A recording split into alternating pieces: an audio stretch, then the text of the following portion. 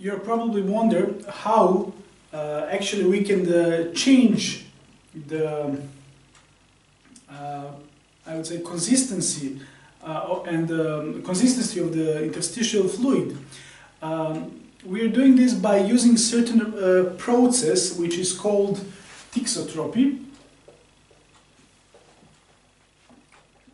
So what basically it means, it's the process where under the certain influences we are able to like certain substances, they can change their aggregate state from being thick to more thinner. So that basically means interstitial fluid, it can, under the certain influences, it can go from thick to thinner state. So that actually means that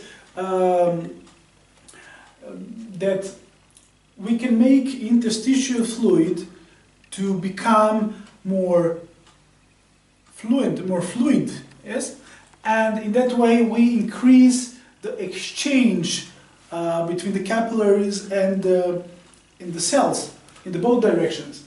So, and we can achieve this by a few different kind of influences. One is mechanical. So one of those is when you, for example, apply BDA exercises and mechanically influencing the tissues, which makes the interstitial fluids to go from thicker to thinner.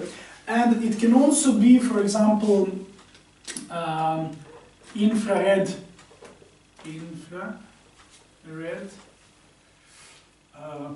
radiation. And there is also one more chemical way.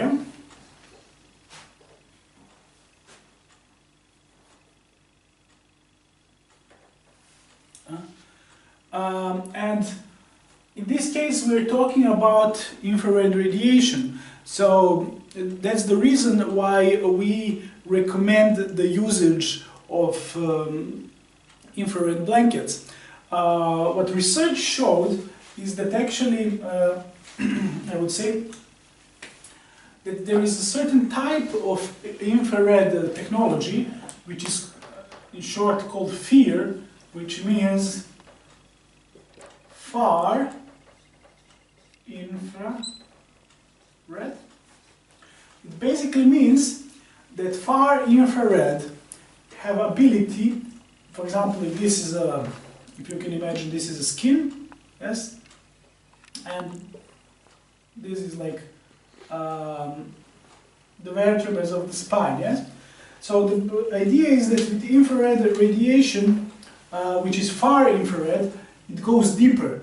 So it goes even to the bone level, and it can provide the better circulation of the interstitial fluid inside of the skin level, the level of muscles, and level of bones.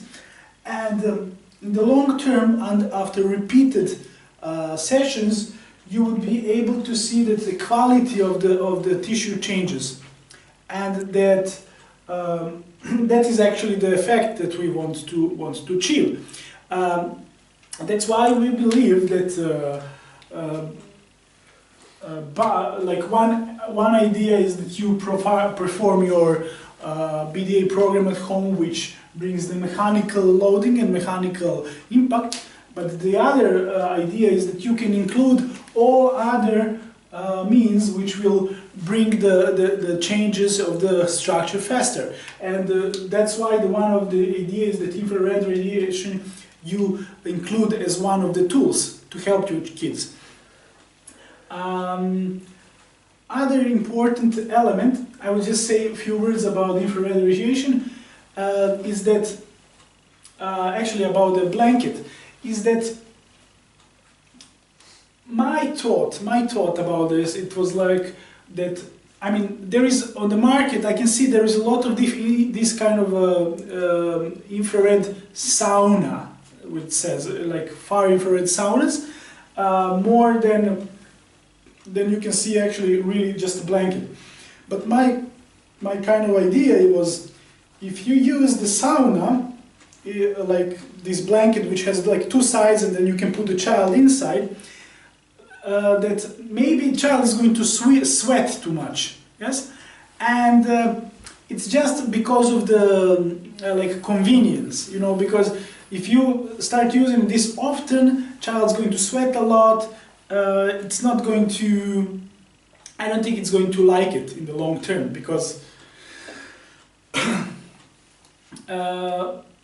because imagine that you get to the point that you use this like 3 times a day, 10 minutes each time, and then every time you use it, child really sweat a lot. So, what I want to really make clear, I don't say that the effect is going to be different. No, if it's far infrared, the effect is going to be good.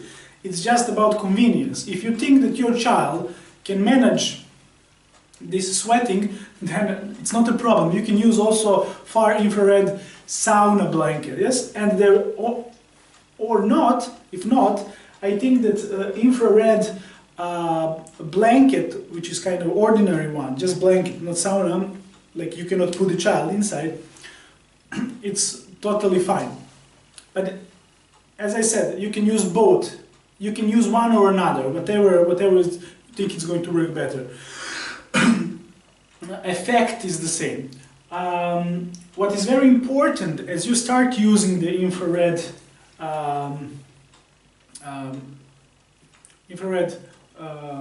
blanket is that you make sure the child drinks enough water, because as the circulation of the interstitial fluid inside of the tissue starts to increase, the child will start to absorb more water. Actually, the tissues, the cells, they are going to absorb more water, and they want to retain this water. So that's why you have to give it to the child. And this is actually what's going to, in the long run, also increase the volume of the tissues, quality of the tissues. Also, because of this effect of using infrared, it can happen that through the, of course, warming effect, child loses some water, so it's important to replenish this. And I also want to make sure about, you know, the infrared radiation. I mean, these blankets, they're also going to bring like warmth effect, like heating effect, yes? But I want to make sure that you understand, we are not interested in heating effect, not heating effect. We are interested solely in this thixotropy effect. That means, as you start using the blanket, you want to make sure that you put it to the minimum of the heating. Yeah? So minimum. So it can be 1, yes, if there is like, usually there is more levels of heating, but if you put it to the minimum, that would be totally okay. Saying this, I think that actually I said more or less all the important elements, and of course I hope that this will help, that you understand that this matters better, and of course if you have any questions, I'm totally open for it. Thank you very much.